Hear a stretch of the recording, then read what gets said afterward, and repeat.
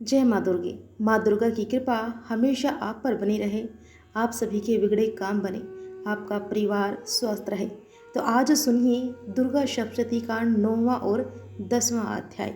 इसमें माता निशुंभ का वध करेंगी। राजा ने कहा कि हे ऋषिराज, आपने रक्त बीज के वध से संबंध रखने वाला वृतांत मुझे सुनाया। अब मैं रक्त बीज के मरने के पश्चात क्रोध में भरे हुए शुंभ व निशुंभ ने जो कर्म किया है वह सुनना चाहता हूँ। महर्षि मेधा ने कहा कि रक्त बीज के मारे जाने पर शुंभ और निशुंभ को बड़ा क्रोध आया और अपनी बहुत बड़ी सेना का इस प्रकार सर्वनाश होते देखकर निशुंभ देवी पर आक्रमण करने के लिए दौड़ा। उसके साथ बहुत से बड़े बड़े असुर देवी को मारने के वास्ते दौड़े और महापराक्रमी शुंभ अपनी सेना सहित चंडिका को मारने के लिए बढ़ा। फिर शुंभ और निशुंभ का देवी से घोर युद्ध होने लगा और वह दोनों असुर इस प्रकार देवी पर बाण फेंकने लगे जैसे मेघों से वर्षा हो रही हो। उन दोनों के चलाए हुए बाणों को देवी ने अपने बाणों से काट डाला और अपने शस्त्रों की वर्षा से उन दोनों दैत्यों को चोट पहुंचाई। निशुंभ ने तीक्ष्ण तलवार और चमकती हुई ढाल लेकर देवी के सिंह पर आक्रमण किया। अपने वाहन को चोट पहुंची हुई देखकर देवी ने अपने शुर्प नामक बाण से निशुंभ की तलवार व ढाल दोनों ही काट डाली। तलवार और ढाल कट जाने पर निशुंभ ने देवी पर सख्ती से प्रहार किया। देवी ने अपने चक्र से उसके दो टुकड़े कर दिए।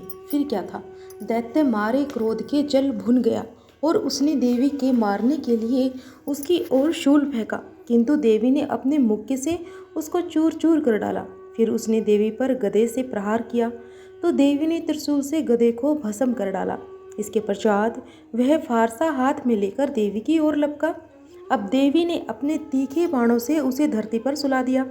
अपने पराक्रमी भाई निशुंभ के इस प्रकार मरने पर शुंभ क्रोध में भरकर देवी को मारने के लिए दौड़ा और वह रथ में बैठा हुआ उत्तम आयुधों से सुशोभित अपनी 8 बड़ी बड़ी भुजाओं से सारे आकाश को ढके हुए था।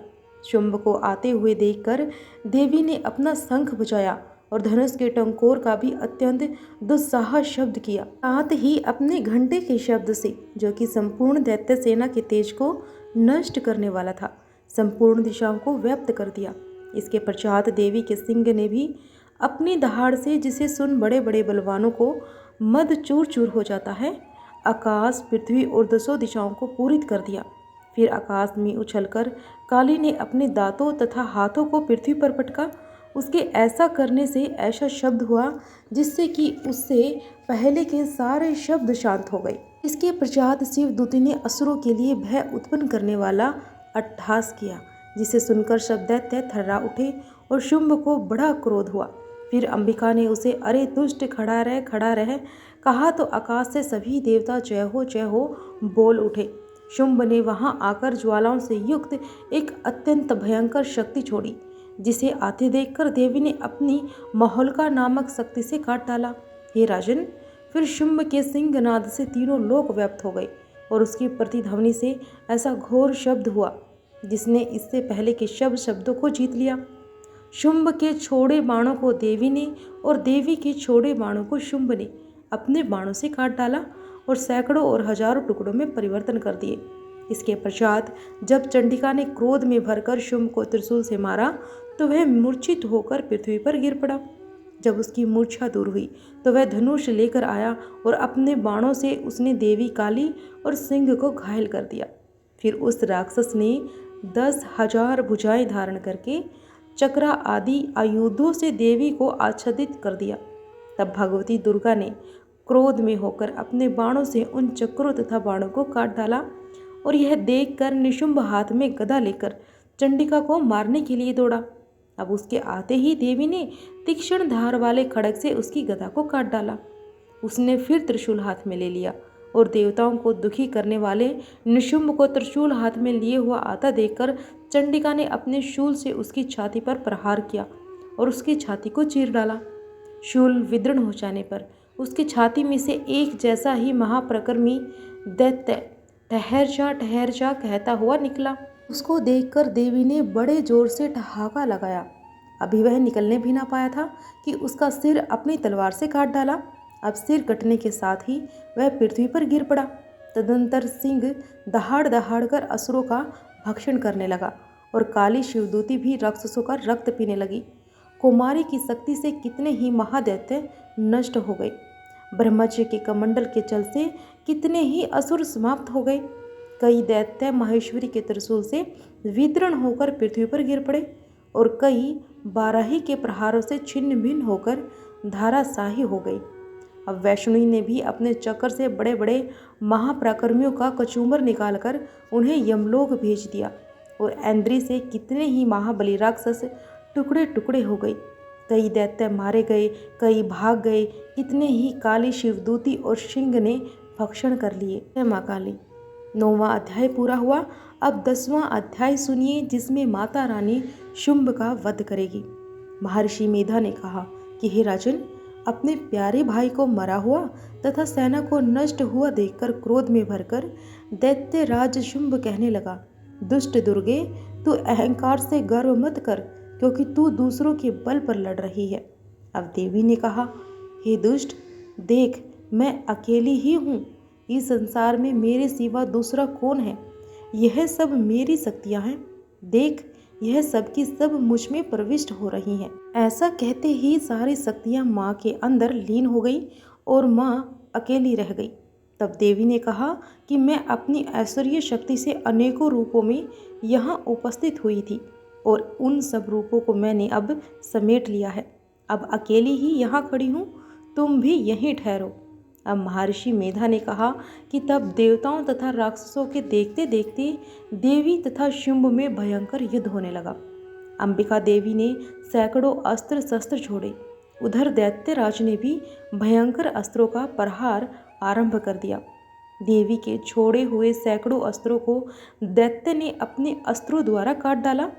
इसी प्रकार शुंभ ने जो भी अस्त्र छोड़े, उनको देवी ने अपने भयंकर हुंकार से काट ही डाला। अब दैत्य ने जब सैकड़ों बाण छोड़कर देवी को ढक दिया, तो क्रोध में भरकर देवी ने अपने बाणों से उसका धनुष नष्ट कर डाला। धनुष कट जाने पर दैत्येंद्र ने शक्ति चलाई, लेकिन देवी ने उसे भी काटकर फेंक दिया। फिर दैत्येंद्र चमकती हुई ढाल लेकर देवी की ओर दौड़ा, किंतु जब वह देवी के समीप पहुंचा तो देवी ने अपने तीक्ष्ण बाणों से उसके चमकने वाले ढाल को भी काट डाला। फिर दैत्येंद्र का घोड़ा मर गया, रथ टूट गया, सारथी मारा गया। तब वह भयंकर मुदगर लेकर देवी पर आक्रमण करने के लिए चला, किंतु देवी ने अपने तीक्ष्ण बाणों से उसके मुदगर को भी काट दिया। इस पर दैत्य ने क्रोध में भरकर देवी की छाती पर बड़े जोर से एक मुक्का मारा। अब दैत्य ने जब देवी को मुक्का मारा तो देवी ने भी उसकी छाती में जोर से एक थप्पड़ मारा। थप्पड़ खाकर पहले तो दैत्य पृथ्वी पर गिर पड़ा, किंतु तुरंत ही वह उठ खड़ा हुआ। फिर वह देवी को पकड़कर आकाश की ओर उछला और वहां जाकर दोनों में युद्ध होने लगा। वह युद्ध ऋषियों व देवताओं को आश्चर्य में डालने वाला था। देवी आकाश में दैत्य के साथ बहुत देर तक युद्ध करती रही।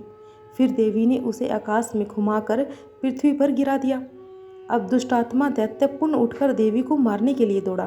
तब उसको अपनी ओर आता हुआ देखकर देवी ने उसकी छाती विदीर्ण करके उसे पृथ्वी की ओर पटक दिया। देवी के त्रिशूल से घायल होने पर उस दैत्य के प्राण पखेरु उड़ गए और उसके मरने पर समुद्र, द्वीप, पर्वत और पृथ्वी सब कांपने लगे। तदंतर उस दुष्ट आत्मा के मरने से संपूर्ण जगत प्रसन्न और स्वस्थ हो गया तथा आकाश निर्मल हो गया। पहले जो उत्पात सूचक मेघ और उल्कापात होते थे, वह सब के सब शांत हो गए। उसके मारे जाने पर नदियाँ अपने ठीक मार्ग से बहने लगी। संपूर्ण देवताओं का हृदय हर्ष से भर गया और गंधर्वनियाँ गान गाने लगी। गंधर्व बाजे बजाने लगे और अप्सराएं नाचने लगी। पवित्र वायु बहने लगी। सूर्य की कांति स्वच्छ हो गई। यज्ञशालाओं की बुझी हुई अग्नि अपने आप प्रज्वलित हो उठी तथा चारों दिशाओं में शांति फैल गई। जय माँ दुर्गे, जय महाकाली। आप सभी पर माँ की कृपा हमेशा बनी रहे। तो आज के 9वां और 10वां अध्याय पूरा हुआ। अगर आपको यह माँ की सच्ची घटना पसंद आई हो तो वीडियो को लाइक करके शेयर अवश्य कीजिएगा और चैनल को भी सब्सक्राइब जरूर कीजिएगा। कमेंट बॉक्स में जय माँ दुर्गे लिखना मत भूलिएगा। जय माँ दुर्गे।